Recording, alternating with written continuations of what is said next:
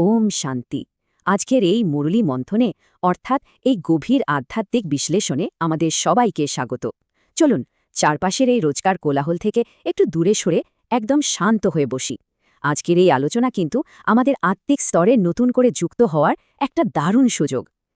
একদম শুরুতেই একটা বেশ গভীর প্রশ্ন নিয়ে একটু ভাবা যাক, আমরা কি শুধুই একটা গাড়ি, নাকি সেই চালক যে কিনা স্টিয়ারিং হুইলটা ধরে বসে আছে? ব্যাপারটা একটু অদ্ভুত লাগছে, তাই না? কিন্তু এটাই আমাদের আসল পরিচয়কে একেবারে নতুন করে ভাবতে বাধ্য করে।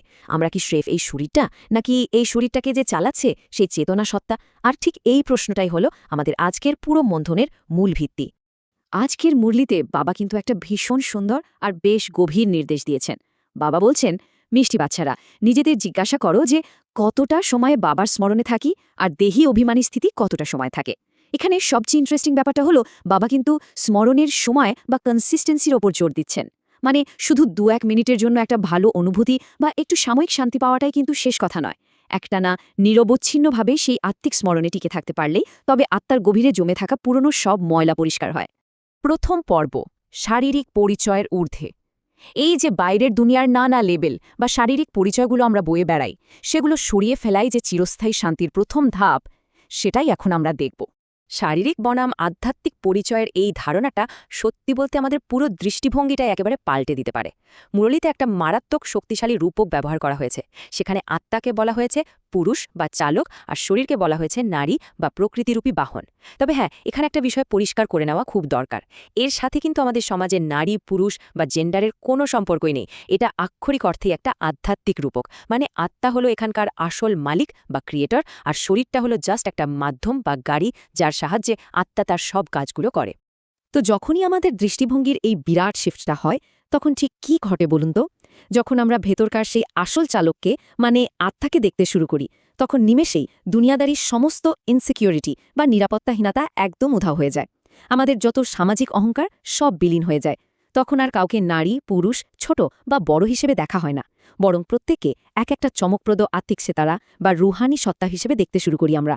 ভেবে দেখুন, এটা আমাদের পারস্পরিক সম্পর্কগুলোকে কতটা আমূল বদলে দেয়। এবার আসা যাক আমাদের দ্বিতীয় পর্বে, আত্মার জিপ ফাইল। আমরা এবার একটা বেশ আধুনিক প্রযুক্তির উদাহরণের সাহায্যে প্রাচীন কর্ম আর পুনর্জন্মের চক্রের একটা অত্যন্ত গভীর সত্যকে বোঝার চেষ্টা করব। আত্মার জিপ ফাইল ব্যাপারটা ঠিক কেমন? আত্মা কিন্তু কোনো ফাঁকা স্লেট নয় যেখানে কিছুই লেখা নেই, বরং এটা হলো আমাদের আগের সব জন্মের নানা অভ্যাস, ভালো মন্দ রিয়াকশন আর হাজারো স্মৃতির একটা অদৃশ্য কম্প্রেসড স্টোরেজ স্পেস। ঠিক যেমন আমাদের কম্পিউটারে হাজার হাজার ডেটা আর বড় বড় ফাইল একটা ছোট্ট জিপ ফোল্ডারের ভেতর দিব্যি জায়গা করে নেয়, তাই না? আত্মা সেই বিন্দু রূপেও ঠিক তেমনি অনন্ত সব অভিজ্ঞতা একেবারে লুকিয়ে থাকে। এখানে এই ৮৪ সংখ্যাটা কিন্তু ভীষণ সিগনিফিক্যান্ট। মুরলীতে খুব স্পষ্ট করেই বলা হয়েছে যে আত্মা তার ভেতরের সর্বাধিক ৮৪টি জন্মের বিশাল ডেটাবেস সংকুচিত করে ধারণ করতে পারে। ভাবা যায়, এটা সত্যি অবাক করার মতো একটা বিষয় যে আমরা প্রত্যেকে নিজেদের ভেতরে ঠিক কতটা গভীর একটা ইতিহাস বয়ে নিয়ে চলেছি। আমাদের রোজকার জীবনের একটা সাধারণ দিক লক্ষ্য করলেই ব্যাপারটা একদম জলের মতো পরিষ্কার হয়ে যাবে। এই ধরুন, বর্তমান জীবনের ছোটখাটো কোনো ঘটনা হতে পারে, অফিসে কোনো কলিগের বলা একটু কড়া কথা, এটা একটা সিম্পল ট্রিগার হিসাবে কাজ করে, আর নিমেষেই আমাদের ভেতরের সেই বহু পুরনো রাগের ফোল্ডারটা আনজিপ হয়ে যায়। আমরা হয়তো ভাবি যে বর্তমানের ওই কথাটার জন্যই বোধহয় আমরা রিয়াক্ট করছি, কিন্তু আসলে তা নয়। সেটা আমাদের ভেতরেই গভীরভাবে গেঁথে থাকা কোনো পুরনো সফটওয়্যারেরই প্রকাশ। তাহলে এখন প্রশ্ন হলো, এর সমাধানটা কি? কিভাবে আমরা আমাদের এই দৈনন্দিন জীবনের চরম ব্যস্ততার মাঝে আত্মার এত সব গভীর ডেটা সামলাব? চলুন আমাদের তৃতীয় পর্বে যাই, কর্মযোগের পথ। মুরলী আমাদের এর একটা অত্যন্ত প্র্যাকটিক্যাল সলিউশন দেয়। কর্মসন্ন্যাস বনাম কর্মযোগ। কর্মসন্ন্যাস মানে হলো সব কাজকর্ম ছেড়ে ছুড়ে একেবারে জঙ্গলে চলে যাওয়া, যেটা এই জাগতিক দুনিয়ায় আক্ষরিক অর্থেই অসম্ভব। কারণ এই শরীরে বেঁচে থেকে শ্বাস নেওয়া বা কিছু দেখাও তো একটা কর্ম, তাই না? অন্যদিকে কর্মযোগ হলো নিজের আত্মিক স্থিতিতে একদম অবিচল থেকে আর সম্পূর্ণ নির্লিপ্তভাবে নিজের সমস্ত দায়িত্ব পালন করে যাওয়া। প্রকৃত কর্মযোগের আসল অর্থটা হলো লৌকিক দায়িত্বগুলো ঠিকঠাক পালন করার পাশাপাশি আমাদের বুদ্ধিকে গভীরভাবে পরম পিতার সাথে জুড়ে রাখা। মানে হাত দুটো সংসারের কাজে ব্যস্ত থাকবে ঠিকই, কিন্তু মনটা থাকবে একদম শান্ত আর কানেক্টেড। ঠিক যেন একটা পদ্ম ফুলের মতো, যেটা কাদা জলেই জন্মায়, সেখানেই থাকে, কিন্তু জলের একটা বিন্দুও তাকে স্পর্শ করতে পারে না। সে থাকে সম্পূর্ণ শুকনো আর দাগহীন। এবার চলুন আমাদের চতুর্থ পর্বে, মনের জিনকে বশ করা। কর্মযোগ প্র্যাকটিস করতে গিয়ে মন যখন এদিক ওদিক ছুটে যেতে চায় তখন সেই মানসিক চ্যালেঞ্জটা আমরা কিভাবে হ্যান্ডেল করব সেটাই এবার দেখব। বাবা এখানে একটা মারাত্মক শক্তিশালী সতর্কবাণী দিয়েছেন। বাবা বলছেন, আমাকে স্মরণ করো, না হলে মায়া তোমাদের খেয়ে ফেলবে। বুদ্ধিকে সবসময় স্মরণের যাত্রায় ব্যস্ত রাখাটা ঠিক কতটা জরুরি তা বোধহয় এই একটা কথাতেই একেবারে জলের মতো পরিষ্কার হয়ে যায়। একটা অলস মন হল ঠিক রূপকথার সেই অশান্ত জিনের মতো। আধ্যাত্মিক দিক নির্দেশনা বা কোনো পজিটিভ কাজ না দিলে মন খুব সহজেই স্মার্টফোন স্ক্রলিং বা ওই জাতীয় অন্যান্য অর্থহীন অভ্যাসের শিকার হয়।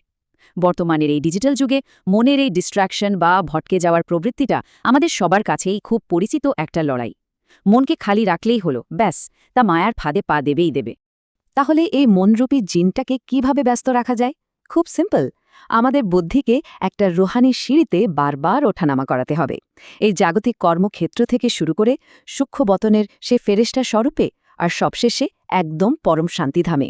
মোরলি আমাদের শেখায় যে এই মনরূপী জিনকে শান্ত রাখতে হলে তাকে এই উঁচু চিন্তায় ব্যস্ত রাখতে হবে। তাহলে মায়া বা নেতিবাচক চিন্তা আর কোনোভাবেই অ্যাটাক করতে পারবে না। পঞ্চম পর্ব, মায়াকে শান্ত করা বা এক বাবার স্মরণ। এই রুহানি সিঁড়ির স্থিতি কিভাবে আমরা ধরে রাখতে পারি আর বাইরের এত কোলাহল কিভাবে সামলানো যায় তা নিয়েই এবার আমরা আলোচনা করব।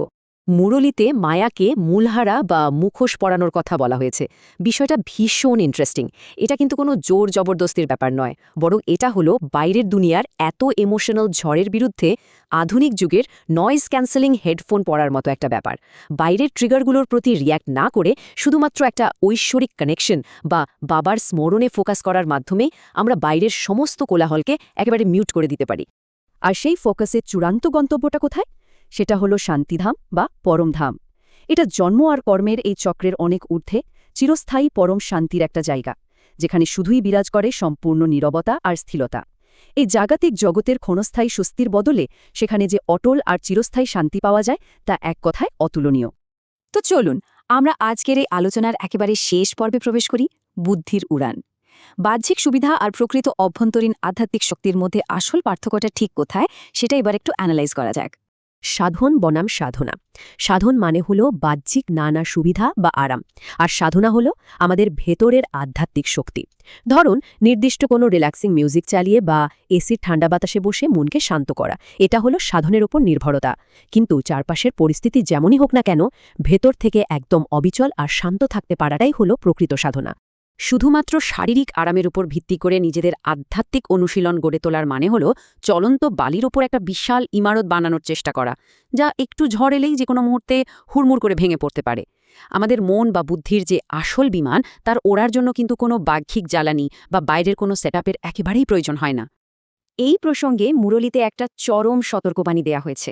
যদি কোনো দুর্বলতার সামান্য অংশ থেকে যায় তবে তা বৃদ্ধি পেয়ে পরবশ করে দেবে। মানে, দুনিয়াদারির আরাম বা বাহ্যিক কোনো বস্তুর প্রতি আসক্তির ছোট্ট একটা বীজও যদি আমাদের ভেতরে ঘাপটি মেরে বসে থাকে, তবে সেটাই একদিন বিশাল গাছে পরিণত হয়ে আমাদের সম্পূর্ণ পরাধীন করে দিতে পারে। সবশেষে একটা বেশ গভীর প্রশ্ন আমাদের ভেবে দেখা প্রয়োজন। এই প্রতিদিনের আরাম আর স্বাচ্ছন্দ্যগুলো কি সত্যিই আমাদের ভেতরের শক্তি বাড়াচ্ছে, নাকি নিঃশব্দে পরাধীনতার একটা অদৃশ্য শেকল তৈরি করে আমাদের দাস বানিয়ে দিচ্ছে? এই আত্মবিশ্লেষণ আর গভীর চিন্তার সাথেই আমরা আজকের এই আলোচনা এখানেই শেষ করছি। আশা করি আজকের এই মন্থন আমাদের সবার আধ্যাত্মিক যাত্রায় এক নতুন পথের দিশা দেবে। ওম শান্তি।